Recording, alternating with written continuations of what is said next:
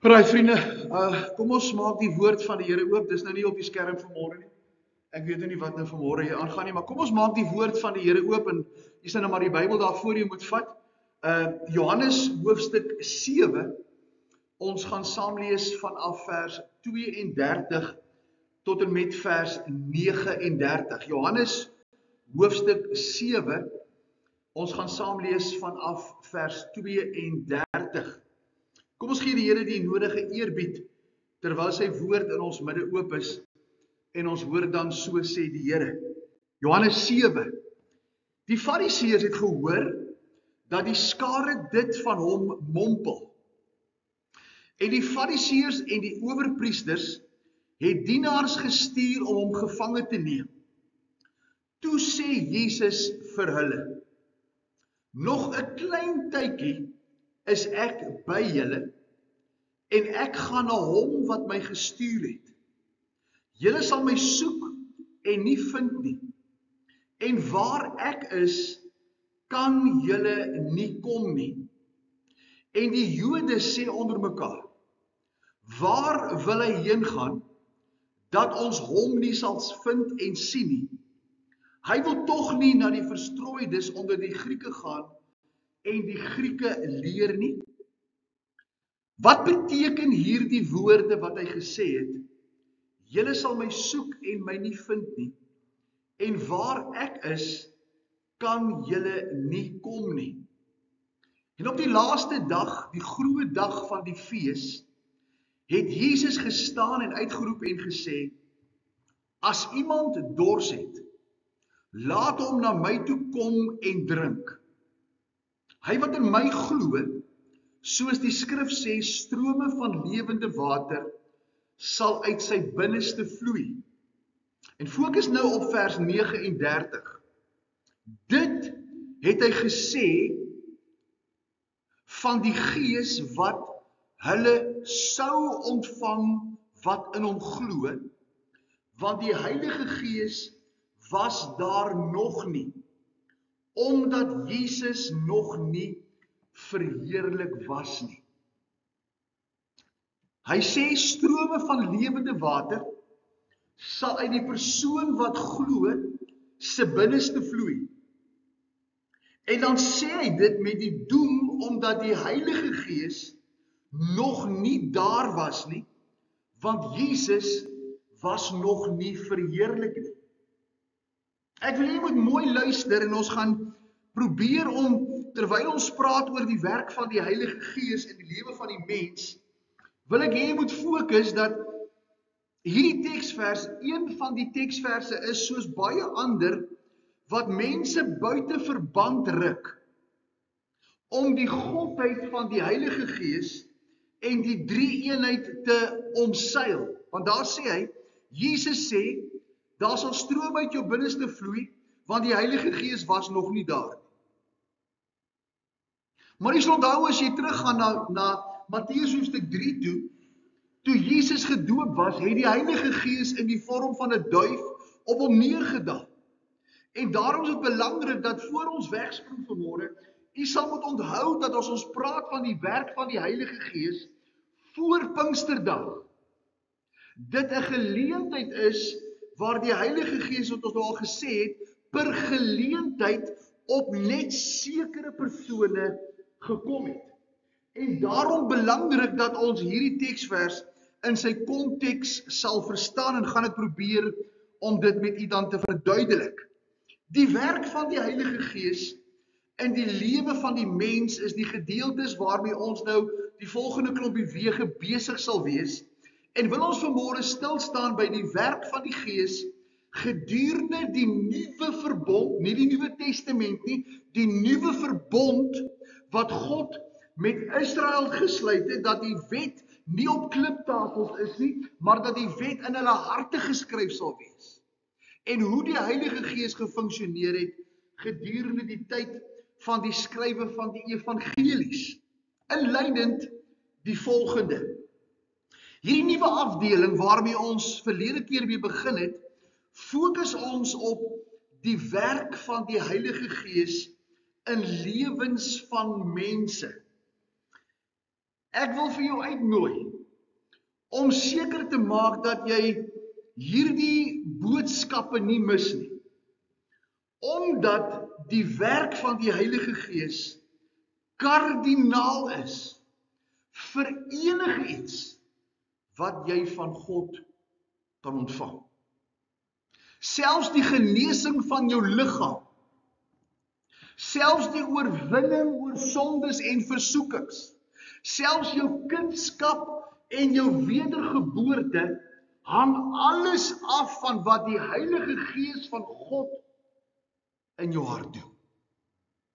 Dis die Vader wat die verlossing en genesing en oorwinning beplan het. Dis die Seun wat dit bewerk het. Maar dis die Heilige Gees van God wat dit in jou lewe moontlik maak. Soos reeds by talle geleenthede genoem is die Heilige Gees en dit wat God vir jou doen en wil doen, kragteloos, sonder die werking en die toepassing van die Gees van God. Dis die Heilige Gees wat in jou hart kom woon en vir jou sekerheid gee van jou saligheid. Dis Jesus wat daarvoor betaal het. Dis die Vader wat so lief gehad het dat hy jou nie wil verloor nie. Maar dis die Heilige Gees wat jou die sekerheid gee dat jy God se kind is. Sonder hom is daar, hoor mooi, geen sekerheid dat jy kan sê jy is sy kind nie. Daar is geen sekerheid dat jy die ewige lewe met God eendag in die hiernamaals sal hê nie. En dis hoekom mense so rondtas, dis hoekom mense rondspring en na allerhande foefies gryp om vrede in hulle harte te hê. Ons wil môre stil staan by die werk van die Heilige Gees in die Nuwe Testament. Ons het verlede keer gepraat oor hoe God gewerk het in die Oue. In die eerste plek, die plek wat die Heilige Gees in die Nuwe Verbond inneem, is reeds voorspel in die Ou Testamentiese verbond en verbinding wat God met die Jode gehad het.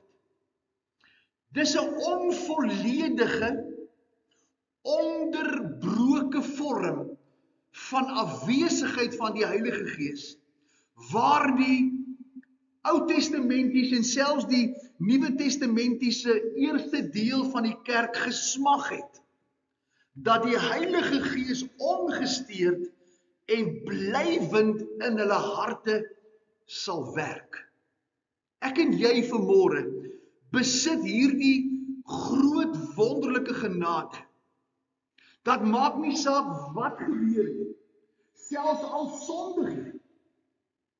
Die Heilige Gees ongesteerd en blywend in jou hart is.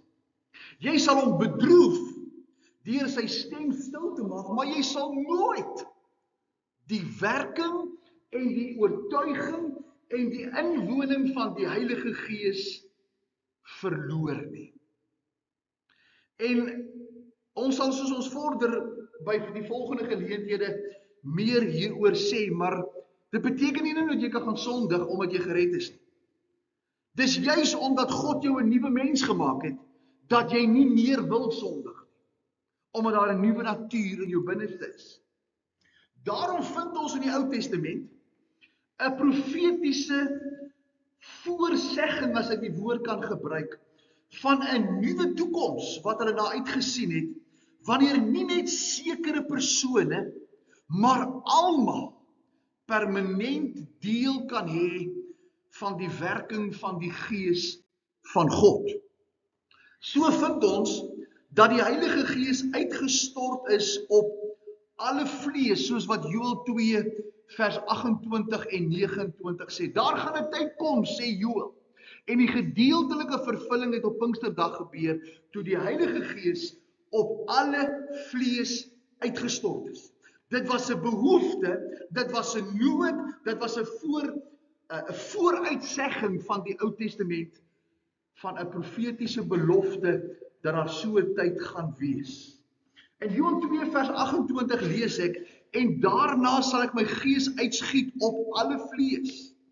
Julle seuns, julle dogters sal profeteer, julle ou mense drome droom, julle jongelinge gesigte sien. Ook sal ek op my diensknegte en op my diensmaagde in die dae my gees uitgiet. Die Ou Testament wil ook hier by ons tuis bring, dat in teestelling met hierdie destydse ondervinding, dat die Heilige Gees net uitgestort is by geïsoleerde individue, 'n bevoorregte nasie sal opstaan, waarin alle mense hiervan deel kan hê. In die tweede plek sien ons dat die Heilige Gees word gegee en sal nooit weer onttrek nie. In die Ou Testament lees ons hierdie belofte. In Jesaja hoofstuk 59 vers 1 en vers 2. Hy sê, kyk, die hand van die Here is nie te kort om te help, en sy oor is nie te swaar om te hoor nie, maar julle ongeregtighede het 'n skeidsmuur geword tussen julle en julle God, en julle sondes het sy aangesig vir julle verberg, sodat hy nie hoor nie. Sonde het gemaak dat die Heilige Gees, soos met Saul, soos met Simson, soos met baie ander Ou Testamentiese figure, hulle self onttrek het, omdat daar sonde was. Dawid bid in Psalm 51, toe hy sonde gepleeg het en oorspel, Here, laat die Heilige Gees tog net nie van my af wegwyk nie. Maar in die Ou Testament was hierdie belofte, dat daar 'n tyd sal wees, dat God die sonde sal vergewe in Christus Jesus, en dat hy hulle sal hoor. In die verbond wat gaan kom, lees ons in die ou verbond, sal die Heilige Gees in teenstelling met dit wat hulle beleef het, nie van die persoon onttrek nie, maar sal permanent in hom woon. En daarom moet jy seker wees dat jy weergebore is, want dit gaan maak dat jy die Heilige Gees van God in jou hart het, en hy die bevestiging word dat jy God se kind is. Die Heilige Gees sal in die hart van die mens woon, dit hernie en dit heilig. Esegiel 37 vers 14 lees ek van hierdie verwagting wat die Ou Testament uitgespreek het. Die profeet Esegiel sê, en ek sal my gees in julle gee, sê die Here, dat julle lewendig kan word. Ek sal julle vestig in julle land, en julle sal weet dat ek die Here dit gespreek en gedoen het, spreek die Here. Esegiel spreek hierdie belofte uit, hierdie begeerte, dat God sy gees vir hulle sal gee, dat hy hulle sal kom bevestig, dat hy hulle sal eenkant sit, en dat God permanent met Israel sal werk, tot hulle herstel, en tot hulle volle voltooiing of bereiking van sy wil met hulle lewens. Esegiel 36 vers 6 en 7. Daarom sê die Here, profeteer oor die land van Israel, en spreek tot die berge en die heuwels, tot die klowe en die dale, en sê, so spreek die Here, Here, kyk, hoor nou, ek spreek in my ywer, en in my grimmigheid, omdat julle die smaad van die nasies gedra het, vers 7, daarom so sê die Here, Here, hef ek my hand op, waarlik die nasies wat rondom julle is, hulle sal hulle eie smaad dra. Daar gaan 'n tyd kom, sê die profete, dat God Israel gaan red, en dat die volke wat hulle verdruk het, vernietig gaan word. En is interessant, as jy die gebeure volg met die VN in hierdie week, hoeveel lande daar is, wat nou die Palestynse staat erken, en wat lande wat altyd nie noodwendig pro-Israel was nie, besig is om neutraal te draai en anti-Israel te draai. En die Here sê, As jy vir my broeders goed is, sal ek jou seën. As jy vir my broeders te nakom, sal ek die oordeel oor jou land uitspreek. En my liewe toerder, ons gaan dit in die baie binnekort in hierdie toekoms begin sien. Dit sal dan ook in hierdie verband wees dat die aankondiging in die Ou Testament sal plaasvind, dat die wet van die ou verbond wat op kliptafels geskryf was, met 'n nuwe verbond in Israel se harte geskryf word, wanneer die Heilige Gees vir hulle bring op die plek waar dit nie net gaan oor die letterlike doen van die wet nie, maar die gehoorsaamheid aan die wet, omdat hulle in 'n verhouding met God is. Dis die verskil tussen die Ou Testament en die Nuwe Testament. Hulle het die Here gedien, omdat hulle 'n wet gehad het op kliptafels. Jy moet, as jy my volk is. In die Nuwe Testament kom Jesus en hy sê, omdat jy my dien en my liefhet, sal my wette in jou hart natuurlik uitvloei. En dit moet ons maar raak sien. En ons eie lewens beoordeel.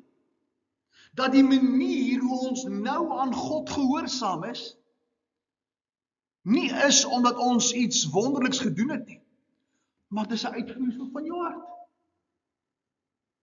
Soos dit nie vir jou belangrik is om die Here te gehoorsaam en die Here te dien nie, is dit nie omdat dit maar omstandighede is nie, dis omdat jou hart verkeerd is. En dit is presies wat die Ou Testament se belofte was. In Jeremia 31 vers 33 sê hy, maar dit is die verbond wat ek na hierdie dae met die huis van Israel sal sluit, spreek die Here. Ek gee my wet in hulle binneste en skryf dit op hulle harte, en ek sal vir hulle 'n God wees en hulle sal vir my 'n volk wees. Hoekom gaan dit so swaar in Israel vandag?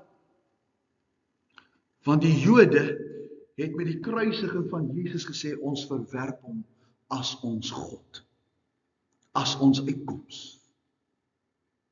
En hy sê hier, wanneer ek my wet in hulle harte skryf, sal ek hulle God wees en hulle sal my volk wees. Die wees is in 'n teenwoordige, die Engels praat van present continuous tense geskryf. Dit sal 'n natuurlike ding wees, omdat hulle my begin volg, gehoorsaam en begin dien het.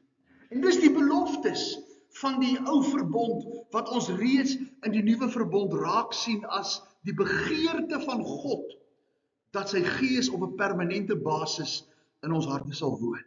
In die tweede plek, op die B-gedeelte dan, die Heilige Gees, nie net in die ou verbond nie, maar hoe werk die Heilige Gees in die evangelies?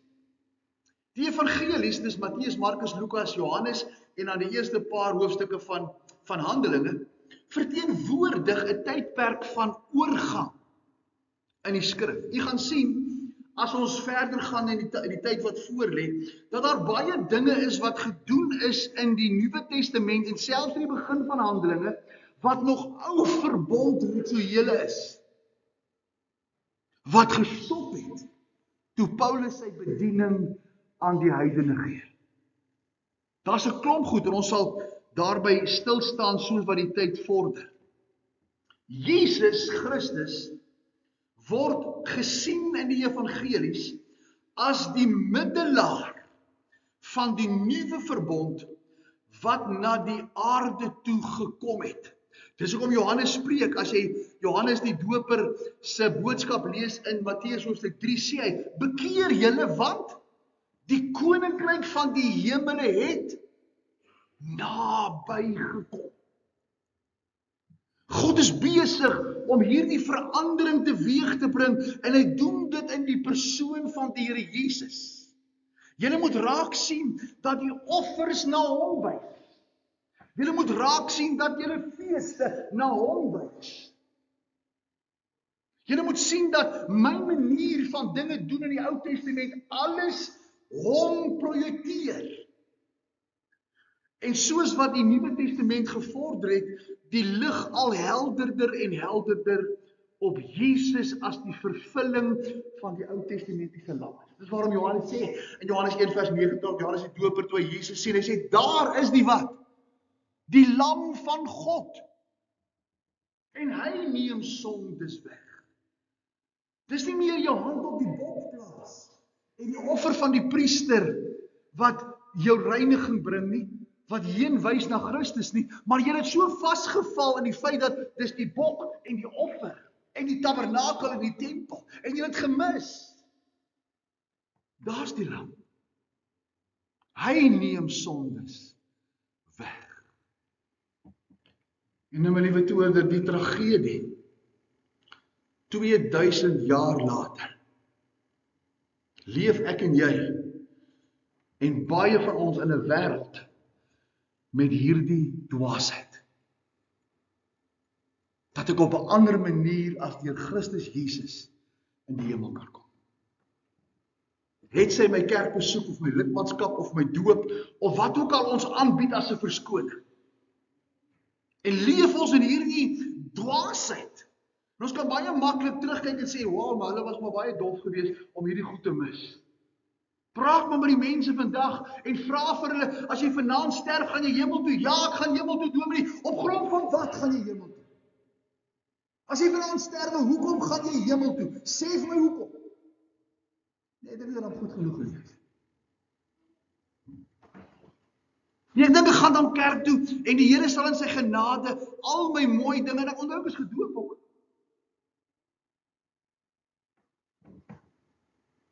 Solank jy jou saligheid koppel aan die eerste persoon, ek het, is jy verlore. Ek het die Sondagsgebed gebid, ek het my hartjie vir Jesus gegee, ek het so gemaak, is jy nog nie halfpad daar nie, want wat hy vir jou gedoen het is in die derde persoon, ek gaan hemel toe, omdat hy so gesê het. Hy het gesê, as ek hom aanneem, dan gee hy my die reg om 'n kind van God te wees. Christus is die middelaar van hierdie nuwe verbintenis. Deur sy woorde en deur sy dade het hy die basis of die grondslag gelê vir hierdie komende verbond wat alleenlik kan kom na sy kruisiging, sy opstanding en sy verheerliking. So kom ek met Johannes 7 vanmôre in die begin gelees het. Want Jesus sê, ek is die grondslag.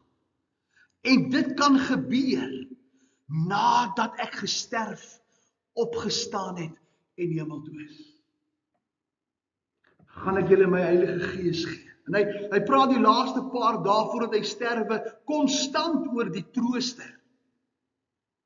Wat julle sal leer, julle sal herinner, julle sal lei, hy sal my naam verheerlik, hy sal van my getuig, hy sal in julle harte kom woon, bly wag in Jerusalem totdat julle krag uit die hoogte het. Bly hy preek. Want hierdie nuwe verbond, hierdie nuwe vorm van werk van die Heilige Gees, gaan plaasvind die oomblik as Jesus hemel toe is. En so stop die Ou Testamentiese verbond. Daarom vind ons in die evangelies wat Jesus se lering en sy beloftes betref aangaande die Heilige Gees, het dit betrekking, hoor mooi nou wat ek sê, op 'n nuwe verbond terwyl hulle ondervindings nog volgens ou verbond was. Hoor jy? Hulle het nog goed gedoen volgens wat in die Ou Testament gebeur, en later het hulle dit wat saam met die nuwe verbond se leefwyse gaan, het hulle oorbeweeg. In die Handelinge word hier die oorgangsproses. Hulle beleef Nuwe Testamentiese beloftes met ou verbond ondervindings. Wanneer Johannes die Doper gebore word, lees ek in Lukas 1 vers 15, die voorbyder van die weg van Jesus, lees ons, hy sê, die engel sê vir Elisabeth, hy sal vervul word met die Heilige Gees reeds van die skoot van sy moeder af. Alreeds met sy geboorte het God Johannes die Doper vervul om die wegbereider te wees. En dis waarom Johannes ook gedoop het. As jy kyk in Johannes 1, ek is nou nie seker van die vet teksvers nie, daarna 29, vra hulle vir hom, waarom doop jy? Hy sê, ek ken hierdie man nie wat gekom het nie. Hy sê, maar hy was voor my. En daar is my gesê, jy moet doop, totdat hy kom en hy sal deur die doop, sal hy aan die wêreld bekend gemaak word. Daarom sê hy, het ek gedoop. Jy kan maar gaan kyk, dat Johannes die Doper het opgehou doop, nadat Jesus bekend gestel is. Want hy was die wegbereider vir die Messias. Soos in die Ou Testament was dit die toerusting vir spesiale take waartoe God hom geroep het. Sien, hy leef in die Nuwe Testament, wat ek nou gesê het, maar hy ondervind nog Ou Testamentiese rituele. Wat Johannes die Doper betref, was sy roeping as voorloper van Christus in die toerusting, 'n uitgemaakte saak, nog voordat hy gebore is. Omdat God hom spesiaal eenkant gesit het. Hy was dus die spesiale geïsoleerde geval van die Ou Testament, wat met die Heilige Gees in die Nuwe Testament vervul is. Dis ook die rede waarom hy so 'n wondergeboorte gehad het. 'n Moeder wat bar was, wat nie kon kinders hê. 'n ou vrou, so Sara, wat die Here kom sê, ek sal alles wat menslik onmoontlik is verander, sodat jou liggaam deur die Heilige Gees verander kan word, dat jou man by jou kan kom. Met Maria, Jesus se moeder, was dit nog 'n groter ding. Ek sal nie eens Josef inbring nie, maar ek sal die Heilige Gees in jou lewe inbring en hy sal jou vrugbaar maak, dat jy 'n seun kan hê en jy moet hom Jesus. Elisabeth en Sagaria in Lukas 1 vers 41 en 67 is met die Heilige Gees vervul as jy lees, en hulle kon profeteer van die komende Messias. Simeon in Lukas 1 vers 25 tot 27 is spesifiek deur die Heilige Gees toegerus sodat hy Jesus in sy hande kon hê, die kindjie kon heilig en kan bekendstel en sê hy is die verwagte Messias. So het hulle Nuwe Testamentiese, nuwe verbondsbelewennisse gehad, maar met Ou Testamentiese rituele en tradisies. Die ondervinding van die disippels met die dag van die opstanding is baie belangrik om ook na te kyk hoe die Heilige Gees werk. In Johannes 20 vers 19 tot 23 staan Jesus tussen sy disippels en hy blaas oor hulle. Dis nadat hy gesterf het, opgestaan het, is die disippels in die bovertrek en kruip hulle weg, en daar staan onmiddellik is Jesus daar. Dis die ondervinding toe Thomas sê, as ek nie die merke kan sien in my hand en die sy indruk nie. Staan die Here Jesus daar en wat is sy eerste woorde? Hy blaas oor hulle en hy sê ontvang die Heilige Gees. Selfs tot op na die opstanding van Jesus beleef die disippels 'n nuwe belewenis met 'n Ou Testamentiese verbintenis. Dit wil voorkom asof die disippels binne sekere beperkings die Heilige Gees ontvang het. En wat hulle eintlik net hier 'n geïsoleerde groepie was. Want die blaas van die Heilige Gees het nie oor almal plaasgevind. Net oor daai 11 in die vertrek, saam met Martha en Maria en van die vrouens wat daar was. Eers op Pinksterdag word die Heilige Gees, Joël 2 vers 28 en 29, oor alle mense uitgegiet. So die disippels ontvang hier in Johannes 20 ook 'n Ou-testamentiese, sporadiese inwerking van die Gees, terwyl hulle in die Nuwe Verbond en die Nuwe Testament leef. Dat hierdie ondervinding binne perke van die Ou Verbond geval het, sal ons in die volgende teksverse probeer om vir jou te verduidelik. Voor die opstanding het die disippels nog nie die Heilige Gees besit nie. In Jesus se laaste onderwysing in Johannes 14, 15 en 16 is hulle in die bovertrek die nag voordat Jesus gekruisig word.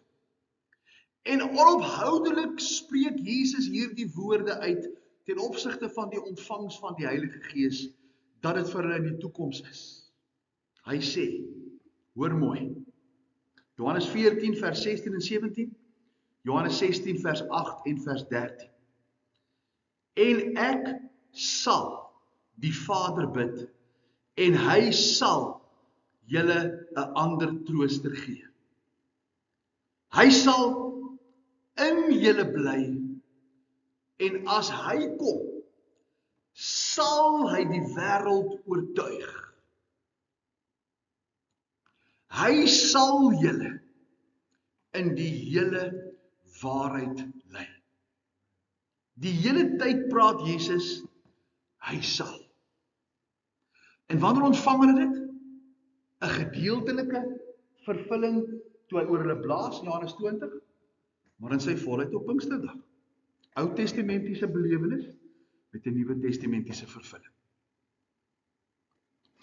Die Heilige Gees het nog nie in hulle gewoon nie.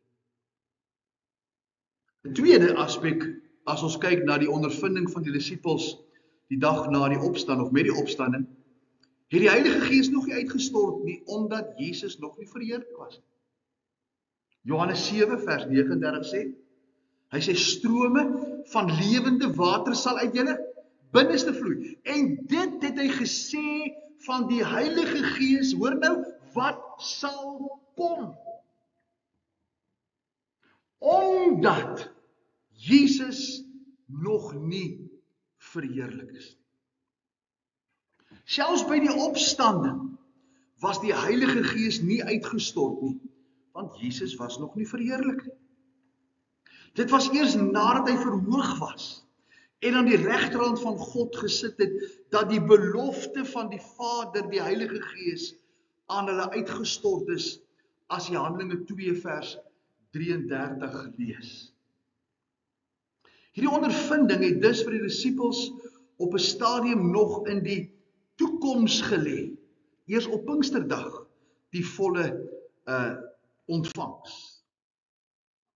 Met die opstanding het Jesus nog nie sy disippels verlaat nie. Hy is nog nie verheerlik nie, en daarom kan die Heilige Gees nie op hulle uitgestort gewees het. Hy selfs baie duidelik verklaar dat hy sy disippels, hy hulle sal verlaat voordat hy die Heilige Gees vir hulle kon stuur. Johannes 16 vers 7 sê, maar ek sê vir julle die waarheid, dit is vir julle voordelig dat ek weggaan. Hoor, want as ek nie weggaan nie, sal die trooster nie na julle kom nie. Maar as ek weggaan, sal ek hom na julle stuur. Jesus het sy disippels eers met die hemelvaart verlaat en daarna het hulle eers die beloofde trooster ontvang. Net voor sy hemelvaart, sien ons nog 'n rede, het Jesus nog steeds gesê dat die Heilige Gees, wat hy beloof het, nog moes kom. 40 dae na sy opstanding, het Jesus dieselfde disippels vermaan, hoor, wat vermaan hy hulle? In Handelinge 1 vers 4, julle moet in Jerusalem wag, totdat julle met krag uit die hoogte vervul is.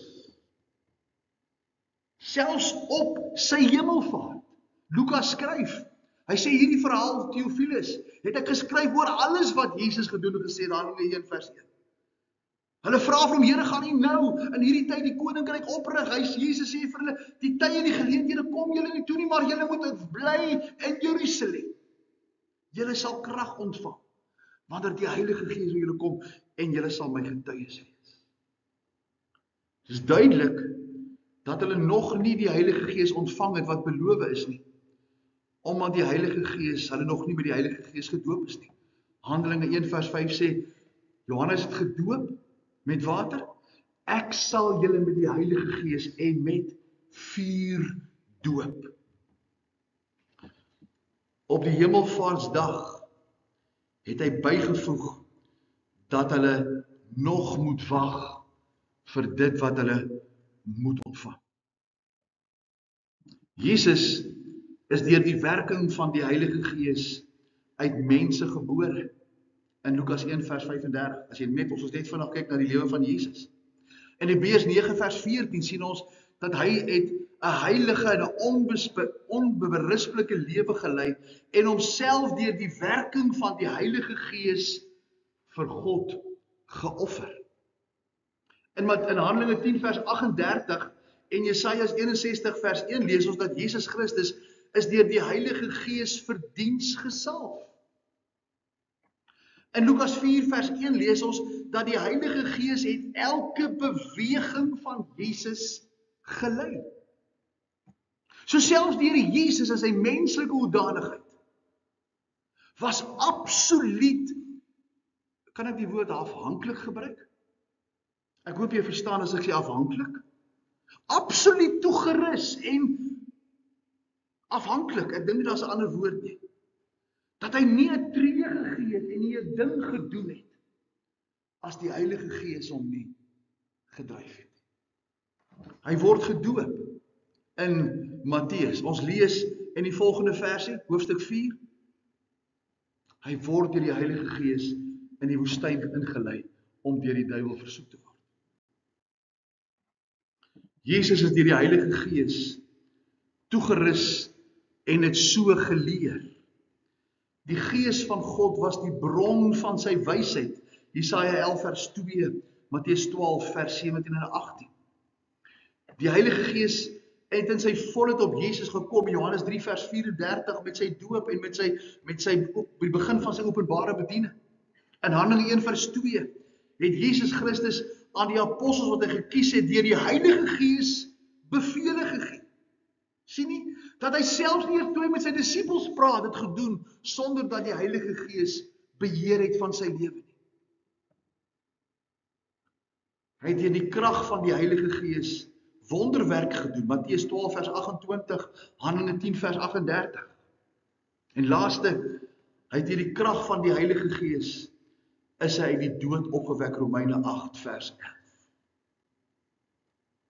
So die hele bediening, selfs die bediening van die Here Jesus, het 'n nuwe verbondsbelewenis gehad in die oorgangstyd, maar gekoppel aan die manier hoe God in die Ou Testament gewerk het.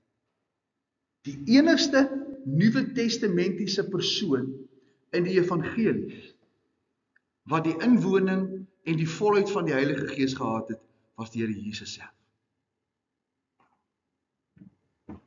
En daarom kon hy dit met sy disippels deel.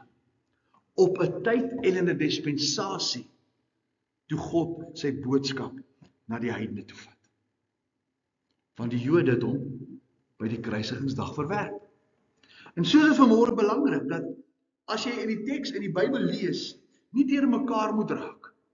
Dat as jy 'n ou verbond belewenis leef, dit wil verstaan met wat ons in die Nuwe Testament het.